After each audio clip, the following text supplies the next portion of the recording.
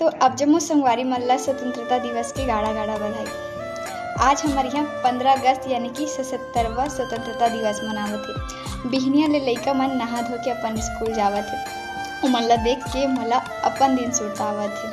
हमू मन इसने नहा धो के अपन स्कूल जाके तिरंगा झंडा फहरात रहे। आवत खानी मिठाई में बूंदी घर लावत रहे हैं। जब स्कूल के प्रोग्राम सिरा जाए ना तो सब्बो संगवारी मिलके घूमे ला जावत रहे।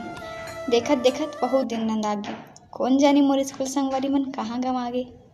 जब स्कूल में रहें तो सोचन कि हमरो मन के कॉलेज जल्दी खुल जाए। जब कॉलेज में आयन तब पता चलिस कि असली मजा तो स्कूल में ही आए। आज खुशी के दिन में ना मोर आँख ले आंसू आवत है। आज खुशी के दिन में भी मोर आँख ले आंसू आवत है। नहीं जानो संगवारी पर आज मोला अपन स्कूल के बड़ सुरतावत है।